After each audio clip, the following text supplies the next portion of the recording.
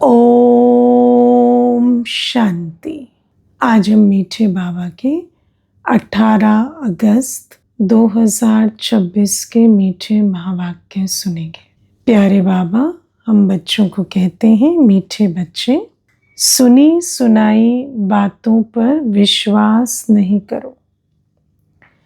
अगर कोई उल्टी सुल्टी बातें सुनाए तो एक कान से सुन दूसरे से निकाल दो, है ना। अगर मानो वहाँ सुनना ही पड़ रहा है ना, तो कई बार कोई ऐसा होता है जिनको आप अवॉइड नहीं कर सकते। तो बाबा कहते वहाँ भी बाबा ने हमें ये कला सिखाई है कि सुनते हुए भी नहीं सुनो, एक कान से सुनो दूसरे से निकाल दो। और बाबा कहते सुनी सुनाई बात पर विश्वास नहीं करो, है ना। कोई भी बात जब अपने अनुभव की नहीं है, मुझे उस पर विश्वास नहीं करना, क्योंकि सुनी सुनाई बात पर विश्वास करने से अपनी वृत्ति बदल जाती है ना। अपना अनुभव नहीं है, लेकिन किसी ने किसी के विषय में सुनाया, उस बात को सुनकर आपकी वृत्ति बदल गई। प्रश्न है, जो बच्चे ज्ञान की खुशी में रहते हैं उनकी निशानी क्या होगी, है ना। ज्ञान तो सबको मिल रहा है, पर ज्ञान की खुशी किनको रहती है? जो विचार सागर मंथन करते हैं और जो ज्ञान की खुशी में रहते हैं, उनकी निशानी क्या होगी? उत्तर है, वे पुराने कर्म भोग का हिसाब किताब उस खुशी में मर्ज करते जाएंगे, है ना। कर्म भोग का हिसाब किताब जब आता है तो दुख होता है ना। बाबा कहते हैं दुख का अनुभव नहीं होगा, कर्म भोग का हिसाब किताब आ रहा है, पर खुशी में वो हिसाब किताब की जो पीड़ा है वो मर्ज हो जाएगी। ज्ञान की खुशी में दुख दर्द गम की दुनिया ही भूल जाती है ना। ज्ञान की खुशी ऐसे तो ज्ञान चिता कहते हैं, है ना। काम चिता में जैसे सब जल मरे, ऐसे ज्ञान की अग्नि ऐसी है, ज्ञान की खुशी ऐसी है जो सारा दुख दर्द गम की दुनिया भुला देती है। बुद्धि में रहता अब तो हम खुशी की दुनिया में जा रहे हैं, है ना। सबसे मुख्य खुशी की पॉइंट क्या है कि हम खुशी की दुनिया में जा रहे हैं। खुशी देने वाला बाबा, सुख का सागर बाबा मिला है। इस खुशी में, इस नशे में रहें तो पुरानी दुनिया की कोई भी बात दुख दे ना सके। रावण ने श्रापित कर दुख दिया, अब बाप आए हैं उस दुख की गम की दुनिया से निकाल खुशी की दुनिया में ले जाने। लेकिन ये पॉइंट इमर्ज रहे, है ना, ये ज्ञान की पॉइंट इमर्ज रहे, खुशी का पारा चढ़ा रहे, तो पुरानी दुनिया का दुख और सताएगा नहीं। गीत है, तुम्हें पाके हमने जहां पा लिया, जमी तो जमी आसमां पा लिया। ओम शांति। हाँ, दिल से निकलता है गीत कि सब कुछ मिल गया, बाबा आप मिले, सब कुछ मिल गया। मीठे मीठे रूहानी बच्चों ने गीत सुना। जरूर बच्चों के रोमांच खड़े हो जाने चाहिए, है ना। अगर दिल से ये गीत सुने तो क्या हो, रोमांच खड़े हो जाए कि बाबा आपसे सब कुछ मिल गया, जमीन आसमान सब अपना हो गया। क्योंकि गाया जाता है खुशी जैसी खुराक नहीं, है ना। तो बाबा कहते हैं एक ज्ञान की पॉइंट भी धारण हो जाए तो कितनी खुशी इमर्ज होती है। और खुशी तो खुराक है आत्मा की, खुशी की खुराक खाएं तो फिर दुख की बीमारी पास भी ना आ सके। अभी तुम सभी रूहानी बच्चों को बेहद का बाप मिला है ना। ये भी तो ज्ञान है ना कि बाबा आया है, हम बच्चों को वर्षा दे रहे हैं। इस पॉइंट के भी नशे में रहना पड़े कि मुझे तो बाबा मिल गया, जिसके लिए गाते थे तुम्हें पाके हमने जहां पा लिया। तो बाबा कहते बेहद का बाप तो एक ही होता है, और बच्चे जानते हैं जब और बच्चे बनेंगे तो उन्हों के भी रोमांच खड़े होंगे, है ना। बेहद का बाप तो एक ही है, लेकिन हम तो बिछुड़ गए थे ना बाप से। तो अब जिन बच्चों ने बाबा को जान लिया कि बाबा आया हुआ है, बाप के बन गए, उनको तो खुशी में रोमांच खड़े होते। आगे भी जितना जानते जाएंगे बाबा को उतना रोमांच खड़े होंगे। तुम जानते हो हमारा राज्य था, फिर राज्य गवाया, अब फिर राज्य लेते हैं। ये दूसरी पॉइंट है ना, जिसके नशे में रहना है। एक तो मेरा राज्य था उसका नशा है, फिर अब दोबारा ले रहे हैं उसका नशा है। भारतवासियों के लिए ये खुशखबरी है ना, परंतु जबकि अच्छी रीति सुने और समझे, है ना। कोई बात सुन ली पर अगर विचार सागर मंथन नहीं करते तो समझ में नहीं आती, बुद्धि में वो नशा नहीं बैठता। बरोबर ये खुशी की बात है ना, कल्प कल्प बाप आते हैं। कितनी खुशी की बात है कि कल्प कल्प बाप आकर हमें दुखधाम से सुखधाम में ले जाते। निश्चित है ना। अपनी तकदीर का कितना नशा होना चाहिए कि कल्प कल्प बाबा आकर हमें हथेली पर बहिष्ट देते हैं। बाप का जन्म भी यहाँ गाया जाता है। शिव जयंती भारत में ही मनाते हैं क्योंकि भारत ही शिव बाबा की पधरामणी की भूमि है, कल्प कल्प की। त्योहार भी जो है सब इस समय के हैं। बाबा कहते जितने भी उत्सव मना रहे हैं, त्योहार मना रहे हैं, वो इस समय की यादगार है, परमात्मा के अवतरण के, है ना, या होली खेलने के, है ना, रंग में रंगने के, या पवित्रता का कंगन बांधने का, राखी पर्व का उत्सव, या देवियों के प्रत्यक्ष होने का उत्सव, या रावण के जलने का या मरने का उत्सव, और फिर बाबा कहते दीपावली का, सतयुग के आगमन का उत्सव, सब इस समय के यादगार हैं। बाबा कहते इसी संगम युग में ये सारे वर्ष भर जो हम पर्व मनाते हैं ना, वो सब इसी संगम युग के आदि से अंत तक के यादगार हैं। तो बाबा कहते बाप ने आकर तुमको बहुत सहज रास्ता बताया है ना। इससे भी सहज कुछ होगा, मुझे याद करो और पावन दुनिया के मालिक बन जाओ। मनुष्यों को तो अनेक प्रकार के गम हैं, यहाँ इस ज्ञान की खुशी में वो गम दुख आदि सब मर्ज हो जाते हैं। देखो भविष्य के गम उठाते हैं, वर्तमान के गम उठाते हैं, अतीत के गम उठाते। अब बाबा अतीत, बेहद के अतीत की खुशी देते हैं, बेहद का वर्तमान कि बाबा की गोद में बैठे, बेहद का भविष्य कि स्वर्ग में राज्य भाग्य लेने वाले हैं। तो बाबा कहते हैं इस खुशी में वो गम को मर्ज कर दो। जैसे कोई बीमार ठीक होने पर आता है तो सबको खुशी होती है ना, बीमारी आदि दुख की बातें जैसे भूल जाती है ना। तो जब ठीक होने लगे तो दुख भूल जाता है ना। बाबा कहते हैं अब राज्य लेने वाले हैं, अब इस पुरानी दुनिया के दुख को भूल जाओ। पियर घर, ससुर घर, मित्र संबंधी आदि सब खुशी में आ जाते हैं। तुम बच्चे जानते हो हम सब विश्व के मालिक थे, फिर रावण ने श्राप दिया है। ये है गम की दुख की दुनिया, फिर कल होगी खुशी की दुनिया, है ना। खुशी की दुनिया याद रहने से गम दुख आदि सब भूल जाने चाहिए। लेकिन किनको खुशी रहेगी? जो ज्ञान पर निश्चय करके चलेंगे कि हाँ, है ना, जो उगारेंगे, बुद्धि में स्वदर्शन चक्र फिराएंगे कि हम कल थे स्वर्ग में और आज बाबा आकर हमें हथेली पर फिर बहिश्त की सौगात दे रहे और हम फिर से राज्य करने वाले। उनको यहाँ का गम और दुख नहीं देगा। बाबा कहते हैं फिर कल होगी खुशी की दुनिया। खुशी की दुनिया याद रहने से गम दुख आदि सब भूल जाने चाहिए। ये है तमो प्रधान दुनिया, भिन्न भिन्न प्रकार का कर्म भोग है ना। बाबा कहते हैं यहाँ इस दुनिया को तो कहते हैं तमो प्रधान दुख धाम। यहाँ तो अनेक दुख की बातें आती ही रहेंगी, है ना। कितना भगाएंगे, एक को भगाते हैं बात को तो दूसरी आ जाती है। अबलाओं पर भी कितने अत्याचार होते हैं, अनेक प्रकार के विघ्न आते हैं। अब बाबा कहते हैं इन सब विघ्नों, अत्याचारों, कर्मभोग के दुख को ज्ञान की खुशी में मर्ज करो। हाँ? ये विघ्नों के कर्मभोग के दिन बाकी थोड़ा समय है, बाप धीरज देते, बाकी थोड़े रोज है ना। धीरज से भी बाबा कहते दुख कम हो जाता है।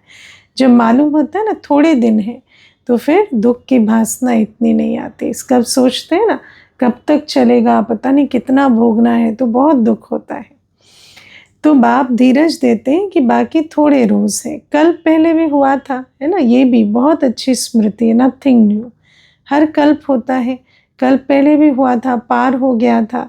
जो बात होकर पार हो गई होती है उसको याद करो कि देखो हुई थी पर पार हो गई, तो अभी भी हिम्मत मिलती है। कर्म भोग का हिसाब किताब चुकतो होना है। खुशी में ये सब मर्ज करते जाओ, है ना। नई दुनिया आने वाले सुख की खुशी में, बाबा की गोद में बैठने की खुशी में, बस बाप और वर्षे को याद करते रहो। उल्टा सुल्टा कोई भी काम मत करो, है ना। जब दुखी होते हैं, जब प्रभाव में आ जाते हैं, जब आत्मा की शक्ति कम होती है तो उल्टा सुल्टा काम होता है। खुशी के नशे में रहें, खुराक खाते रहें खुशी की, तो फिर उल्टे सुल्टे काम से भी बचेंगे, रिएक्शन से बचेंगे। नहीं तो और ही दंड पड़ जाता है ना। पिछले का तो भोग ही रहे हैं, फिर अभी बाबा का बनने के बाद भी उल्टे सुल्टे कर्म करें, नशे खुशी में ना रहें, बाबा की याद में ना रहें, तो फिर क्या होता, और ही दंड का खाता बना लेते हैं, पद भ्रष्ट हो जाता है।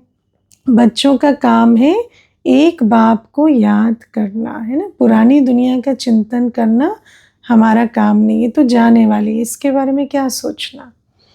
बाप कहते मुझे याद करो तो तुम्हारे विकर्म विनाश हो जाएंगे, हिसाब किताब चुकतो हो जाएगा, है ना। बाबा कहते बस मुझे याद करते रहो, हिसाब किताब आएंगे, चुकतो होकर चले जाएंगे। बाकी थोड़ा समय है, हिसाब किताब चुकतो करते जाओ, है ना। जो भी आया उसे योग बल से पार करो तो चुक्त हो जाएगा, क्योंकि तुम हो अंधों की लाठी। बाबा कहते हैं तुम्हें अभी हिसाब किताब में नहीं फंसना है, उनको तो योग बल से चुक्त करो। तुम्हारा समय संकल्प तो अभी औरों को रास्ता बताने में लगना चाहिए। तुम भी याद करो, दूसरों को भी रास्ता बताओ। सारे दिन बुद्धि किस में रहे, ये नहीं कि इस हिसाब किताब को कैसे पार करें, वो तो याद के बल से आप ही पार कर लेंगे। इन बाबा कहते बुद्धि किस में लगाने की, किसको कैसे बाबा का परिचय दे, रास्ता बताएं। विघ्न तो बहुत पड़ेंगे, जितना हो सके सबको ये समझाते रहो कि बाप को याद करो, है ना। बाबा कहते विघ्न कितने भी पड़े लेकिन ये थोड़ा सा ही समय है, इसी में सेवा करनी, इसी में जमा का खाता बनाए, तो विघ्नों के बीच भी, है ना, सेवा नहीं रुकनी चाहिए। अक्षर भी नामी ग्रामी है, मन मना भव, अर्थात हे आत्माएं मामेकम याद करो। अक्षर नामी ग्रामी है, गीता में सबने पढ़े हैं, लेकिन बाबा कहते हैं अभी समझाओ कि आत्मा समझ शिव बाबा निराकार को याद करो, तो तुम्हारे पास्ट के विकर्म भस्म होंगे, है ना। मन मना भव से किस विकर्म भस्म किसको याद करने से होते हैं, शिव बाबा को। देहधारी को याद करने से विकर्म भस्म नहीं होंगे, इसमें मूंझने की तो बात ही नहीं। सिर्फ बाप को याद करो तो तमो प्रधान से सतो प्रधान बन जाएंगे। तुम जानते हो हमने 84 का चक्र लगाया है ना। जो निश्चय बुद्धि बच्चे हैं उनको तो पता है ना, भले देखा नहीं है लेकिन ज्ञान के आधार से अब बिल्कुल जैसे त्रिकालदर्शी हो गए कि 84 का चक्र लगाया, अब बाप की याद से विकर्म भस्म कर हम जाए नई दुनिया में राज्य करेंगे। चक्र लगाते आए हैं और लगाते रहेंगे, है ना। हर कल्प रिपीट होगा। ये है पुरानी दुनिया, पुराना चोला, इनको भूल जाना है। ये है आत्माओं का बेहद का सन्यास, है ना। बाबा कहते हैं अब बाबा हमें बेहद का सन्यास समझाते, सिखाते हैं कि बुद्धि से आत्मा याद रखती है और बुद्धि से भूल सकती है। तो अब ये पुरानी दुनिया, पुराना चोला भूल जाना है। उन्हों का है हद का सन्यास, वो तो घर बार छोड़कर जाते हैं, उन्हों का भी ड्रामा में पार्ट है। बाबा कहते हैं किसी का दोष नहीं, उनका पार्ट ये है। फिर भी ऐसे ही होगा, है ना, रिपीट भी ऐसा ही होगा। सेकंड जो पास हुआ सो ड्रामा, फिर वही ड्रामा रिपीट होगा। शास्त्र सब है भक्ति मार्ग के पुस्तक, है ना। शास्त्रों भक्ति मार्ग के पुस्तक से भक्ति सीखते हैं, है ना। कोई ज्ञान नहीं है उनमें, भक्ति के रस्म रिवाज शास्त्रों से सीखते हैं।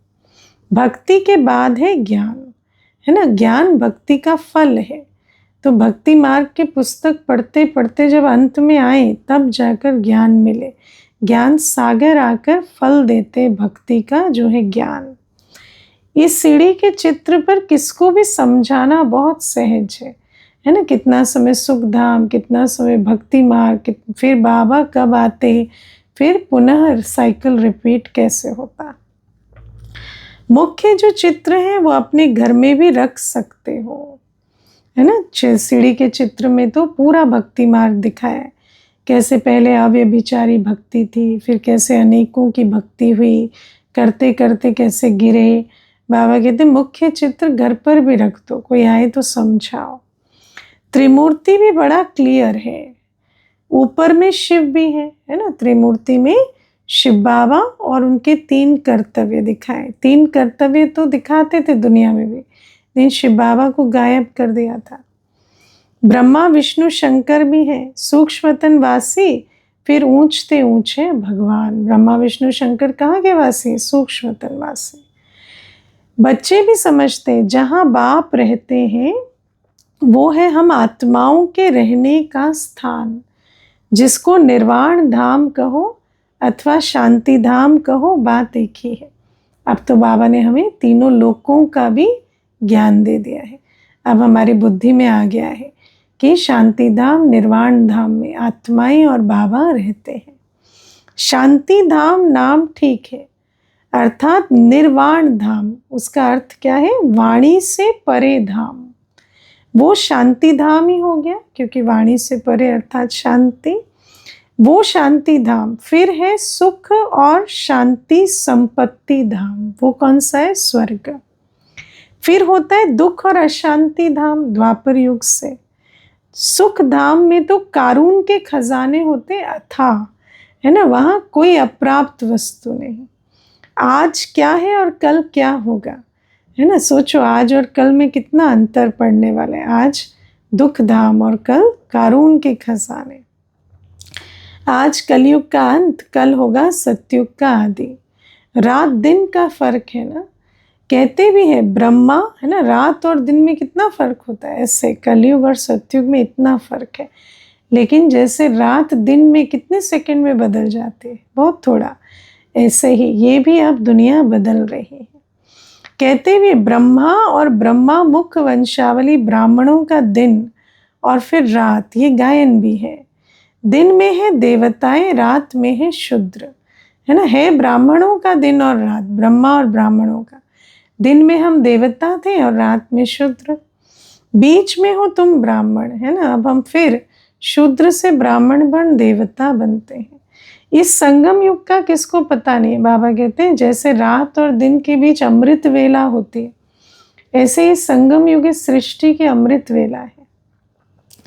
मनुष्य को बिल्कुल ही घोर अंधियारे में है मनुष्य तो घोर सोजरे में ले आना तुम बच्चों का फर्ज है। सुना, अंधियारे से सोजरे में जाने के लिए सब पुकार रहे हैं, कौन ले जाएगा उन्हें सोजरे में? तुम्हारा फर्ज है। फर्ज को भूलना नहीं चाहिए ना। अभी सामने वही महाभारत लड़ाई है, गाया हुआ भी है, विनाश काले विपरीत बुद्धि विनश्यन्ति, है ना। तो बाबा कहते हैं अब सबको बाबा का परिचय दो। विनाश काले प्रीत बुद्धि विजयंती, जो बाबा को जानकर, है ना, निश्चय रख बाप के बनते हैं, उनकी विजय होती है।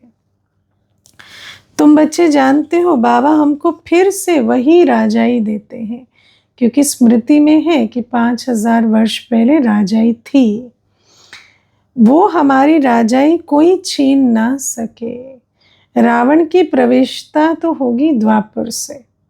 रावण ने हमारी राजाई छीनी है, जिसको दुश्मन ही समझो, क्योंकि दुश्मन का ही एफिजी बनाकर जलाते हैं। बाबा कहते हैं कौन सा कि रावण का हर वर्ष एफिजी क्यों जलाते? एफिजी माना पुतला, क्यों जलाते? क्योंकि रावण दुश्मन है ना। अब रावण श्री राम का दुश्मन है ये तो दिखाया है, लेकिन रावण सबका दुश्मन क्यों है? क्योंकि हर आत्मा को दुखी कंगाल बनाया विकारों ने। ये बहुत पुराना दुश्मन है ना, 2500 वर्ष का। कहते भी रावण राज्य, परंतु किसकी बुद्धि में नहीं आता है कि रावण क्या चीज है, जब तक बाबा नहीं समझाते। तो घोर अंधियारा कहेंगे ना, बेहद का बाप है नॉलेजफुल। अंधियारा होता है ना, तो कोई चीज़ सामने है पर दिखाई नहीं देती, ऐसे बाबा कहते हैं नॉलेज लाइट है। नॉलेज से अब बाबा कहते हैं सब कुछ दिखाई देने लगता है। पहले कहते भी है, कहावत भी है, लेकिन अर्थ कुछ बुद्धि में नहीं आता था। उनको ज्ञान का दाता, दिव्य चक्षु विधाता कहते हैं। अभी तुम आत्माओं को ज्ञान का तीसरा नेत्र मिला है। आगे तो कुछ नहीं जानते थे, अब सब जान गए। बाप ज्ञान का सागर है तो ज़रूर ज्ञान सुनाएंगे ना, है ना। ज्ञान सुनाने बगैर सिद्ध कैसे हो।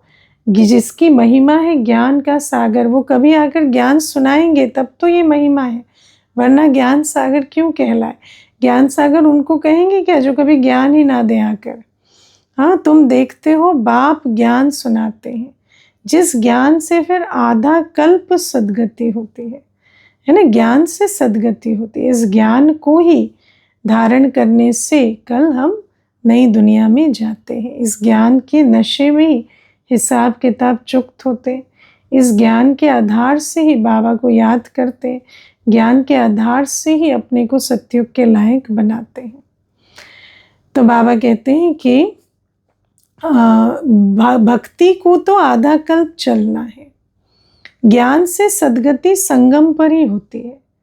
कोई भी बात बच्चों की कब छिप नहीं सकती। सुना, कोई ये ना समझे कि मेरा गुण या अवगुण छिप जाएगा, नहीं। कोई अच्छा है वो भी नहीं छिपेगा, बुरा है वो भी नहीं छिपेगा। बाप कहते कोई भी बुरा काम हो जाए तो बताओ, है ना। ऐसे नहीं सोचो कि नहीं बताएंगे तो पता नहीं चलेगा, है ना। ये ईश्वरीय दरबार ऐसा है, यहाँ हर बात प्रत्यक्ष हो जाती है, चाहे कोई बताए ना बताए, चाहे कोई पता करे ना करे।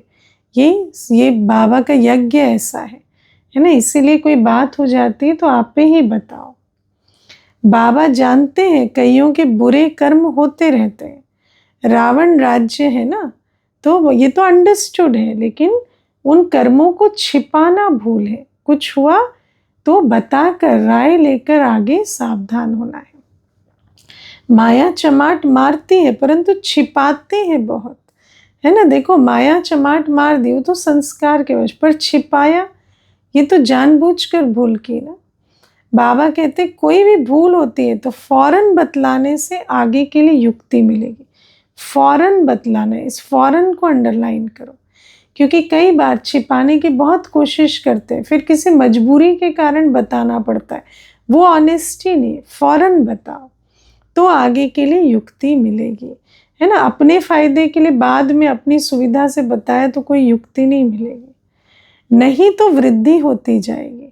जो जैसे बीमारी छिपाते हैं तो बढ़ती है, ऐसे ये आत्मा की बीमारी भी ऐसी है। भूलों को छिपाएंगे तो वो बीमारी बढ़ेगी। काम महाशत्रु है। बाबा को लिखते हैं, बाबा माया का बहुत ऑपोजिशन होता है। सदैव तो किसका योग नहीं रहता जो माया से बच सके, है ना। तो माया फिर वार करके हरा भी देती है। योग में है तो वार नहीं होगा, लेकिन अगर योग में नहीं है तो कई बार माया जीत जाती है। देह अभिमान बहुत आता है, बहुत है जो माया के थप्पड़ खाते हैं। बाबा के पास समाचार तो सब तरफ से आते रहते हैं ना, तो बाबा तो हाल जानते हैं। अखबारों आदि में तो उल्टा सुल्टा भी कितना डाल देते हैं आज, है ना। आजकल तो क्या है, अखबारों में जिसको जैसा लगा वैसा डाल दिया, उसका ओपिनियन है, वो उल्टा सुल्टा भी डाल देते हैं। आजकल मनुष्य बातें तो कितनी भी बना सकते हैं, जितने मुंह है उतनी बातें हैं। तो कहावत है तमो प्रधान, है ना। और बातें उल्टी ही बनाते, सुलटी नहीं बनाते। देखो, बना तो मनुष्य हर प्रकार की बात सकता है, लेकिन जो जैसा है वैसी बात बनाता है। तो बाबा कहते व्यास की जब रजो बुद्धि थी तो क्या क्या बातें बैठ लिखी है ना। रजो बुद्धि से शास्त्र लिखा इतना बड़ा, है ना, महाभारत का। बाप बच्चों को सुनाते हैं, समझाते हैं, सुनी सुनाई बातों पर कभी भी विश्वास कर बिगड़ो मत, है ना। बाबा कहते हैं जो जैसा होता है वो वैसी बात बनाता है। उन बातों को हमें सुनकर अपनी वृत्ति नहीं, अपनी स्थिति वृत्ति नहीं बिगाड़नी है। फला ने ऐसा कहा, ये किया, माथा ही फिर जाता है। सुनी सुनाई बातों पर बहुत झमेले हो जाते, अपना माथा फिर जाता है। समझते नहीं कि तमो प्रधान दुनिया है, माया गिराने की कोशिश करेगी और माया के मुरीद तो अनेक बैठे। माया उनके द्वारा बहुत सारे उल्टे कर्म कराती है, उनमें हमें नहीं फंसना है। तमो प्रधान दुनिया में माया के अनेक रूप, अनेक खेल चलेंगे। समझना ये माया है, मुझे अपना माथा खराब नहीं करना। कोई भी झूठ मूठ बातें सुनाए तो एक कान से सुन दूसरे से निकाल दो, औरों को भी यही पैगाम देते रहो। बाप कहते मैं पैगाम ले आता हूँ, है ना। क्या पैगाम? बाबा का पैगाम सबको सुनाओ ना। लेकिन देखो आज ब्राह्मण भी एक दूसरे को उल्टी सुल्टी बातें सुनाने में बहुत तत्पर हो गए।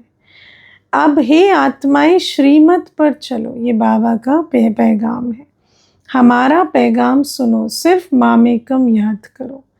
जो याद करेंगे वो अपना ही कल्याण करेंगे। जैसे उल्टी सुल्टी बातों से अपना ही अकल्याण होता है, ऐसे जो बाप का पैगाम सुनेंगे, श्रीमत पर चलेंगे, बाबा को याद करेंगे, वो अपना कल्याण करेंगे। याद आत्मा को करना है, भूली भी आत्मा है। अब बाप की श्रीमत मिलती है, इसमें आशीर्वाद व रहम आदि कुछ भी नहीं मांगना है। श्रीमत मिलती है, श्रीमत पर चलकर भाग्य बनाना है। बाबा कहते मेरा आशीर्वाद, मेरी कृपा है ही मेरी श्रीमत। इस श्रीमत पर चलने से सब कुछ मिल जाएगा। सिर्फ बाप को याद करना है, और कोई बात पूछने करने की भी दरकार नहीं है।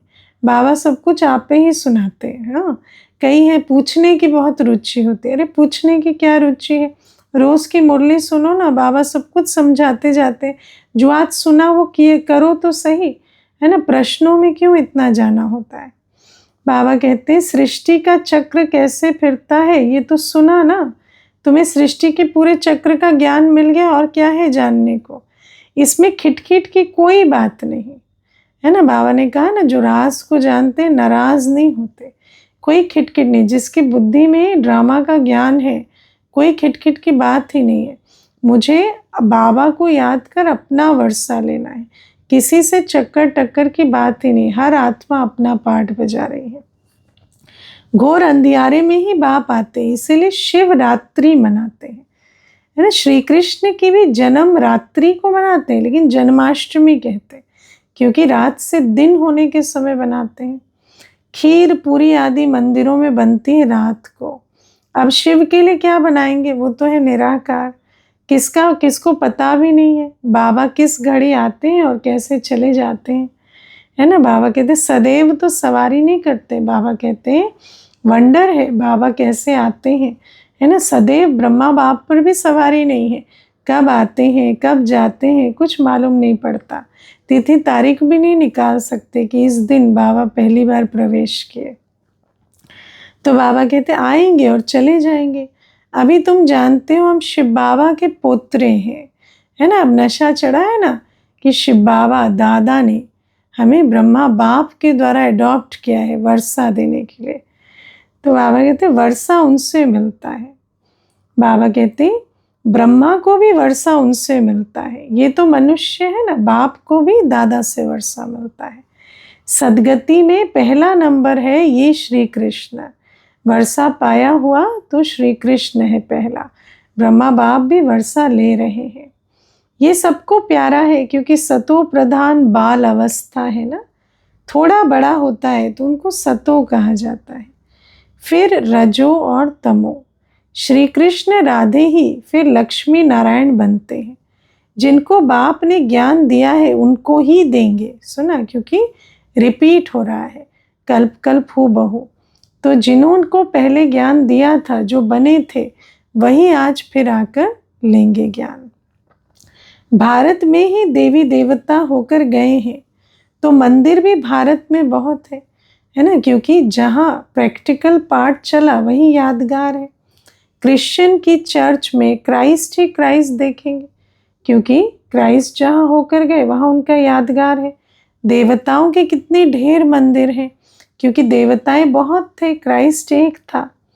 बाप आए हैं हमको मनुष्य से देवता बनाने, अथवा भारत को स्वर्ग बनाने। बाबा कहते भारत स्वर्ग था ना, तभी तो इतने देवताओं के आज मंदिर है। बाबा कहते अब फिर इन देवताओं के लिए चैतन्य स्वर्ग बनाने बाबा आए हैं।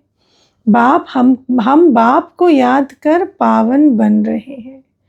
ये निश्चय है ना कि बाप को याद कर हम पावन बन रहे हैं। रोज चार्ट लिखो कितना पावन बने। बाप के साथ हम भी भारत को स्वर्ग बना रहे हैं। जैसे हम बाप के साथ आए हैं, है ना, जैसे हमारा भी नया जन्म हुआ है, अलौकिक जन्म। बाप जैसे आए हैं स्वर्ग बनाने, ऐसे हमारा भी अलौकिक जन्म हुआ है भारत को स्वर्ग बनाने के लिए। भक्ति मार्ग में देवताओं के मंदिर मूर्तियों आदि पर कितना खर्चा कर बनाते हैं। उत्पत्ति कर, पालना कर, फिर विनाश कर देते, ले जाते हैं ना, डुबोते हैं। 9 रोज के अंदर ही डुबो देते हैं। बहुत उनमें प्रेम होता है।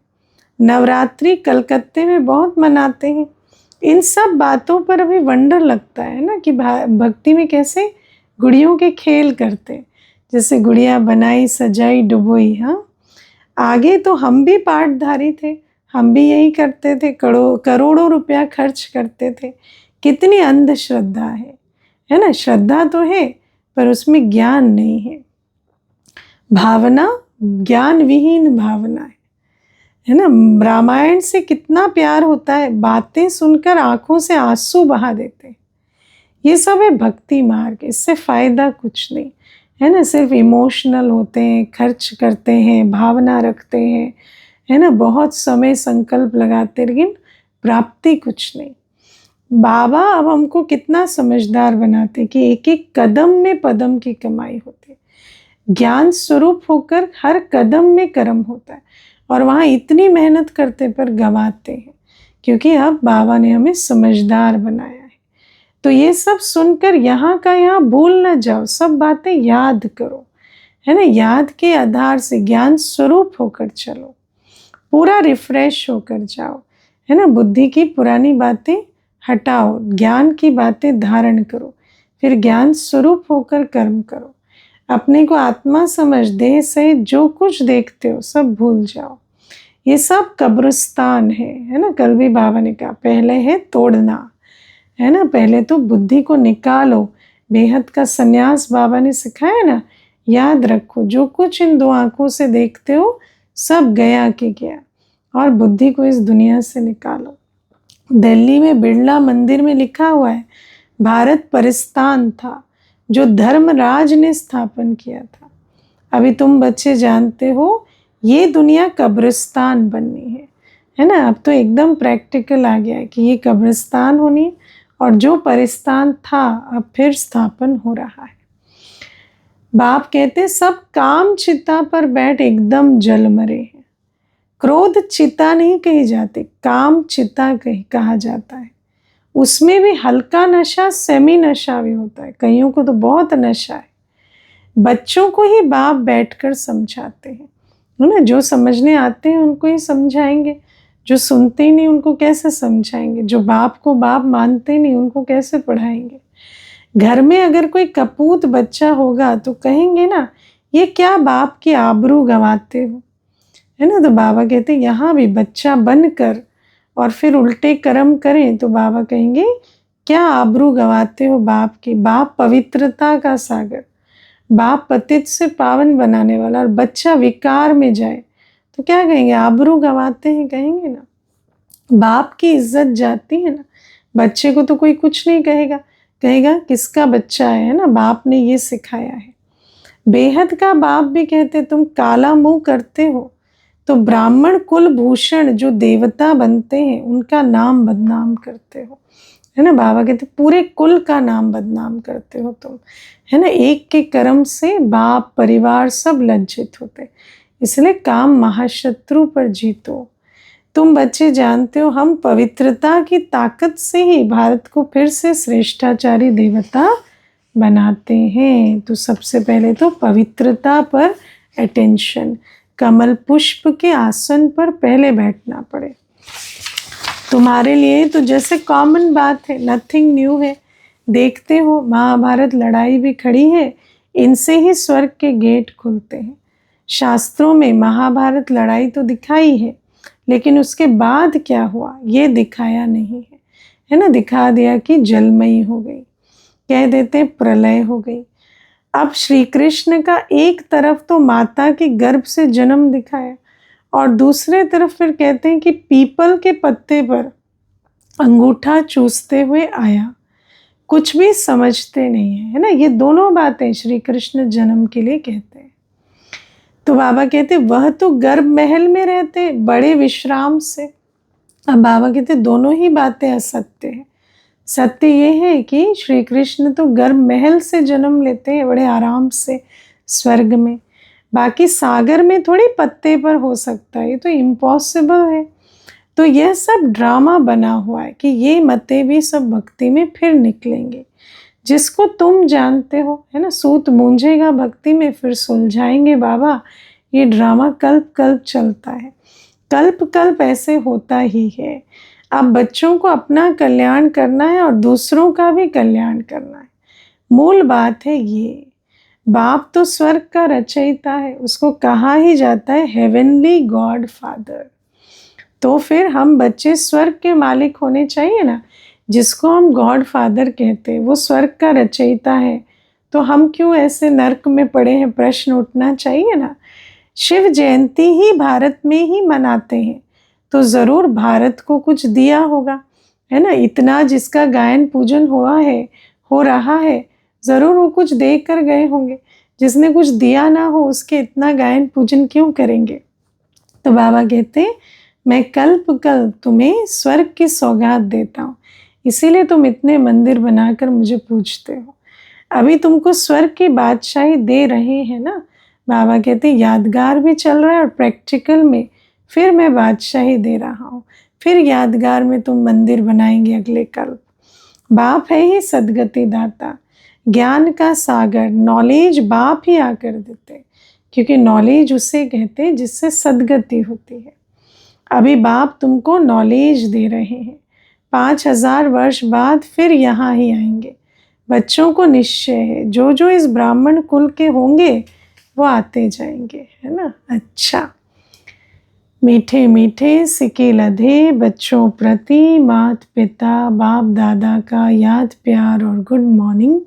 रूहानी बाप की रूहानी बच्चों को नमस्ते। हम रूहानी बच्चों की मीठे मीठे सिके लधे मात पिता बाप दादा को याद प्यार, गुड मॉर्निंग और नमस्ते। ओम शांति।